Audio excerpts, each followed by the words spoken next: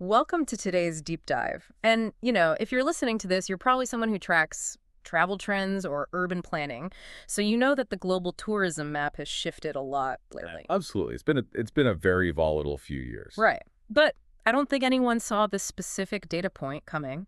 Last year, flights from Paris to New York, which is like historically the ultimate undisputed transatlantic route, they fell off a cliff. Yeah, it dropped by nearly 19%. 19%. That is a massive chunk of people.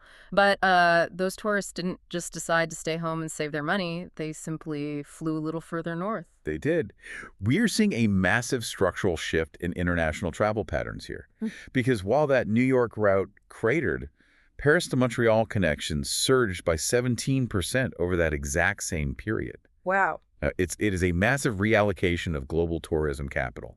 And that data point is really the anchor for what we are getting into today. Because since you track urban infrastructure and, well, macroeconomic trends, you know that cities do not suddenly absorb an extra million visitors by accident. No, definitely not. That takes engineering. Right. So our mission today is to dissect exactly how Montreal orchestrated this record-breaking, multi-billion-dollar tourism boom in 2026. And the data we have for this is incredible. It really is. We are drawing from a highly detailed mid-season analysis provided by wikiresidents.ca and infodrone.ca, and the report is titled The Effervescence of a Metropolis at the Pinnacle of its Tourism and Urban Art. It's a very poetic title for a very data-heavy report. Very French. But it looks at everything, from hotel occupancy rates to the literal physical redesign of the city streets. And what stands out immediately in these findings is that Montreal isn't just experiencing, like, a post-pandemic rebound. Right. That narrative is far too simplistic.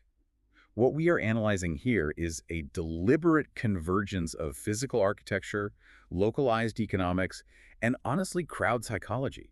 They have fundamentally engineered a new kind of global attraction hub. Okay, let's unpack this. Because the sheer scale of the influx is the first hurdle we really have to wrap our heads around here.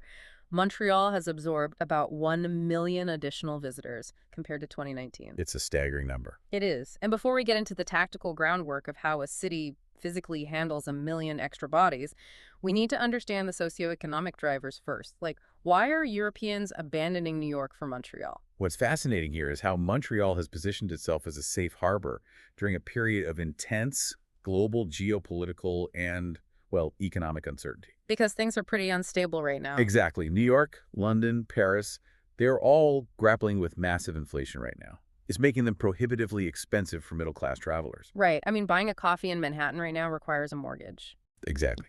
But Montreal has capitalized on a top-tier price-to-quality ratio. It offers a very specific cultural alignment.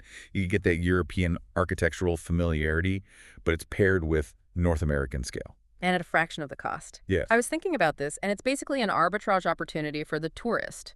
I mean, it's like a massive audience suddenly deciding to skip the mainstream pop stars stadium tour in New York, and instead they all go see the critically acclaimed indie band that just started headlining up in Montreal. That is a great way to put it. You get the premium cosmopolitan experience without the astronomical premium price tag. Yeah. And it's not just Europe making this shift. No, not at all. The American market is up 7%. Yeah. And the domestic Canadian market, well, that saw a nearly 10% increase early in the season. 10% domestically is huge. But wait, talk to me about that American market, because 7% doesn't sound like a massive wave on paper. It doesn't sound huge, but you have to look at the purchasing power behind those percentages. That 7% increase, that represents an expected 60,000 more tourists this summer alone. Oh, wow. Okay. And they are bringing highly favorable exchange rates and very aggressive spending habits. Right. Their money goes so much further up there. Exactly. And the direct, immediate impact of this global shift, it's totally visible in the real estate data from the sources. From May to July, hotel occupancy across Montreal hit 82%. That is, operating a major metropolitan area at 82% hotel capacity for 3 consecutive months is wild. It is a massive 7-point jump from last year. And overall demand is up 12% compared to 2025. 82%. That means virtually every desirable room in the city is booked solid. Pretty much, yeah. The strain that must put on supply chains, on hospitality labor, public transit, it's immense. But, tourists don't just fly in to look at a high occupancy rate in a hotel lobby. I know. They need things to do. Exactly. They are being drawn in by a highly strategic calendar. Right, because an 82% occupancy rate requires a meticulously planned occupation of urban space. You have to give these people a reason to leave their rooms and spend their money every single day. Which is exactly what the report detailed. Yeah. The 2026 performance is really a masterclass in stacking events to ensure there are 0 dead zones in the calendar. Well, let's look at how they stacked the early summer. Because May was insane. It was. The sources show the downtown core and the area around the Bell Center just exploded in May.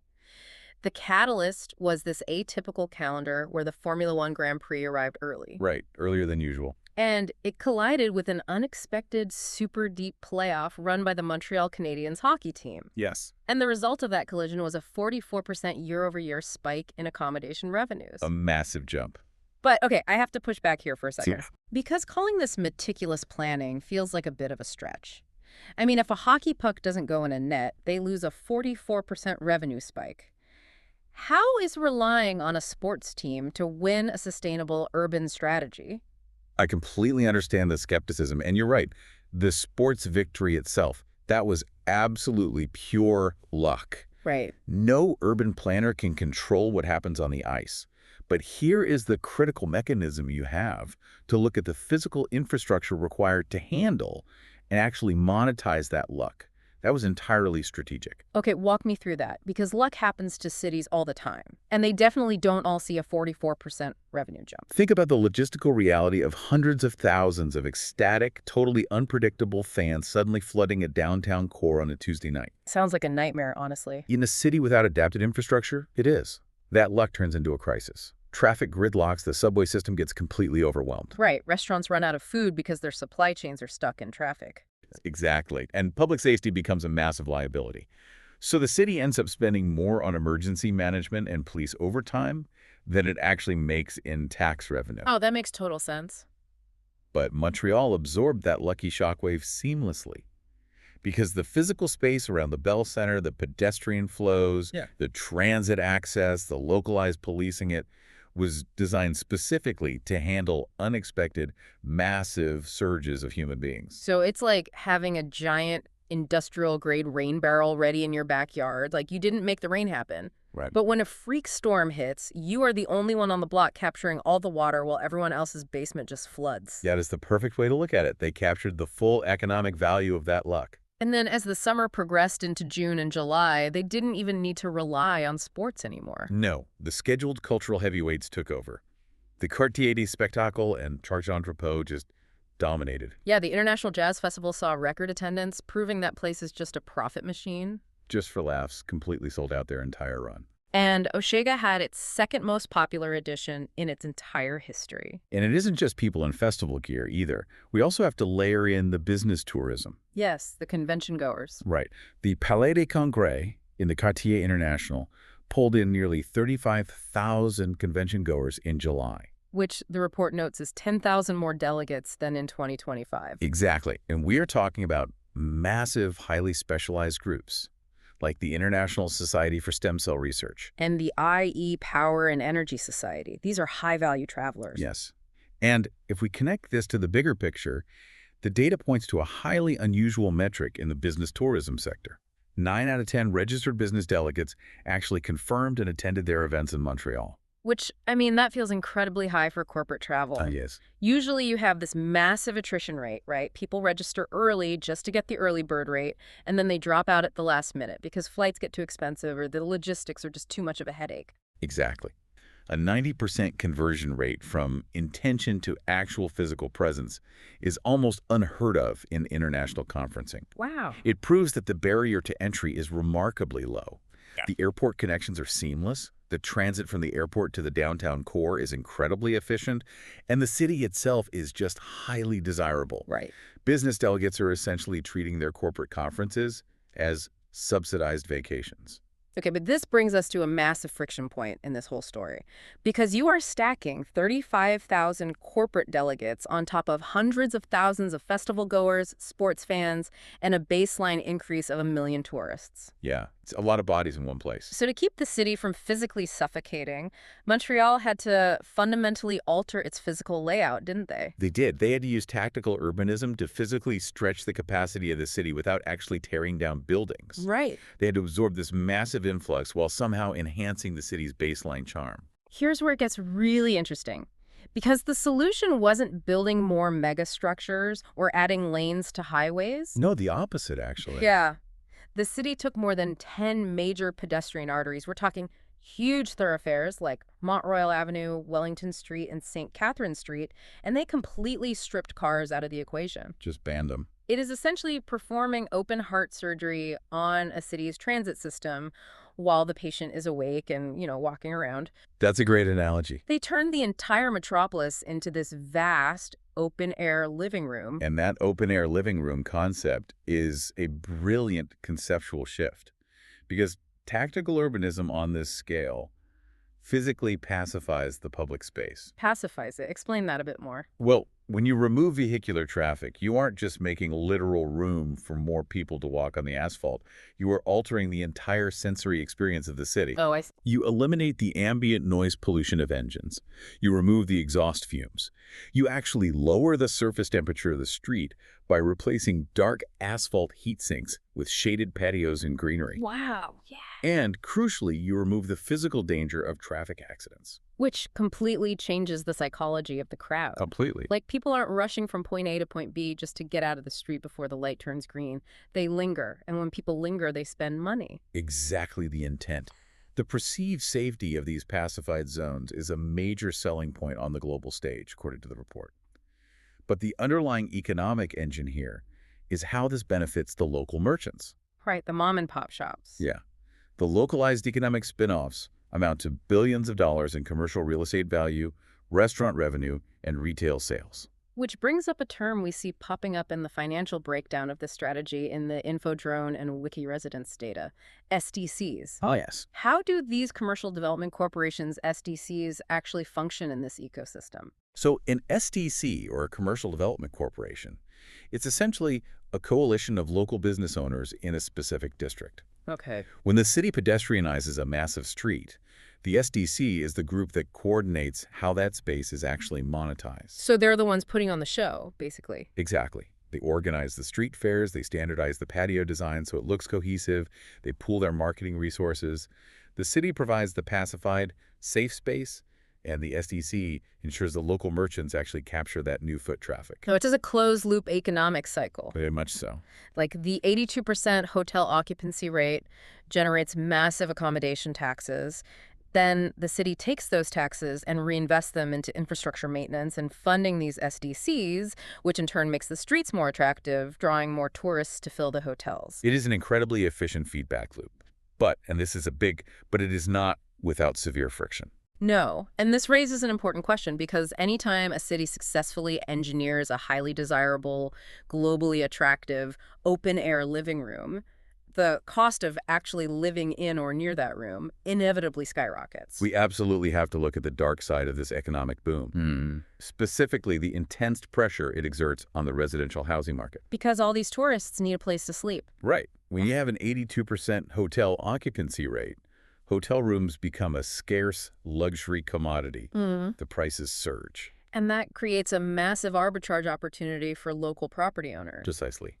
If you own an apartment near one of these pacified pedestrian zones, you face a very stark economic choice. Yeah. You can rent it to a local resident on a long-term lease for, say, $2,000 a month, or you can pivot to the illegal short-term tourist market. Like an unlicensed Airbnb. Exactly.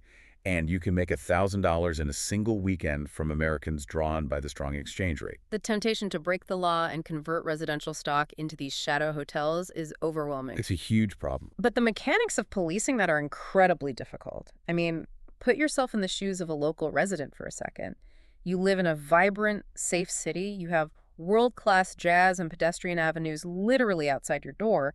But your landlord is desperately trying to push you out so they can cash in on the boom. Right. It creates immense tension. So how does a municipal government actually crack down on this without suffocating the tourism engine they just spent billions to build? It requires highly aggressive, targeted legislation. The city cannot just ban tourists, obviously, but they cannot allow their residential stock to be hollowed out. Right. They have to deploy specialized inspection teams, use data scraping tools to cross-reference municipal property registries with short-term rental platforms, and they have to issue crippling fines to illegal operators. Because if they fail to do that, the open-air living room loses its actual residence. Yes. It just becomes an artificial theme park. It loses the very culture that makes it desirable in the first place. It is the defining urban challenge of their success.